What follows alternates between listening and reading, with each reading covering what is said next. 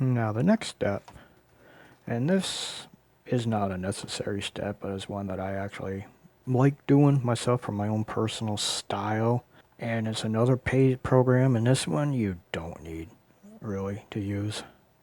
And that's with the Nick Collection by Google, and it's Color Efex Pro. Takes a minute to load, so we'll pause there.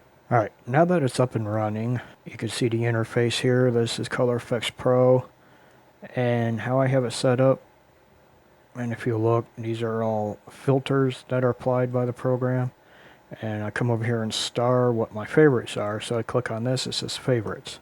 So what I start with is Pro Contrast, and it actually really brings out some of the contrast. You have dynamic contrast, which is kind of a contrast on a mid-tone level. It helps actually bring out a little bit of pop and detail. And then you have correct contrast, which is, as you can see, sometimes it'll brighten the image, but overall bring out more of a contrasty image. This though, I'm not liking what it's doing. I'm really not. So I'm just going to stick with dynamic contrast. And it's actually just a touch. And compare before and after, before and after. One other thing to really take consideration, looking at the loop, and that's to make sure you're not bringing back noise. Correct color cast, if there is a color cast, an odd one. If your image is too green or whatever, this can come down. You play around with it a little bit, and if you like it, usually I will touch, and I'm actually looking at this, and I'm liking it. Personally, I'm liking it. The sky kind of creates this little bit of green and blue on here, which is actually air glow. Now the other one is when you click on add filter, and I come up, and where's the contrast color range? Now every time it automatically does this as default. So what you have to do is contrast 0 and type color contrast 0, and for brightness, regardless, even though it says 0, you still got to make a quick adjustment on it. Just move it back and forth real quick and bring it back down to 0 to actually zero it out. And now I just use a color contrast. 90% of the time, just move that, and it actually adds contrast in specific color range. As you can see, is adding contrast to the yellows here, and I really don't want it there, so I'm going to change the color slider and move it back and forth a little bit until I kind of get the color the way I want it, and that's actually looking pretty good. See how it adds also a little bit of blue in there. I'm looking over here, I really am not liking how it's brightening up these clouds. It's really bringing attention away from the Milky Way. So I'm coming over here, below shadows and highlights is control points. And this, you can actually tell it where you want to apply the image or where you do not. Click on this little 0 or minus sign and just go over here where the cloud is and click on it, and boom, just like that. It actually removed the effect on the cloud. And I can go up here, back over where you had the control points again, and you can see where and which control point it is. I could turn it off, view, just like layers in Photoshop. If you look on the cloud on the left, dims and brightens, that's turned off, that's turned on.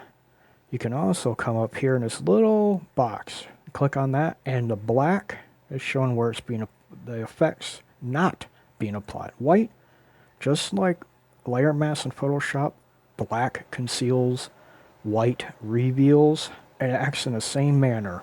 And when you place these control points over a specific color, it affects all the colors in the near vicinity. So that's an effective way of applying effects on an image in specific areas or reducing in specific areas. You can even dictate where you want to apply it. And down here is actually light from the moon. This here was light pollution from Summit County, Silverthorne, Dillon, Frisco, and so on. Alright, let's compare before on the upper left, up on here above your view.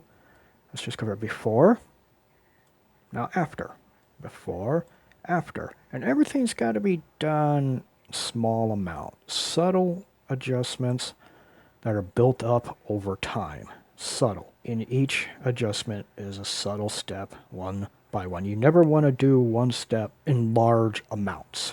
Okay, now let's go click OK, and it should apply. Alright, now that has been applied, I can take a look at the overall image as it's applied in Photoshop. And I'm going to turn on and off the layer and see. And in reality, I'm thinking it's probably a little too much. So I'm going to reduce opacity. 80% is always a good starting point. And it's looking a little bit better. I'm actually kind of happy with that, with one exception. Over here on the right, there's just all this green. And I'm not happy with that. It's air glow, but I'm just really find it annoying. So what I'm going to do, I'm just going to apply a layer mask. Then I'm going to click B on the keyboard for brush. And with a black foreground, I'm going to come over here and paint over this with the brush. I'm going to adjust the size of it. And with a black brush, and I'll stick with 100% here just for this over here. Brush it in.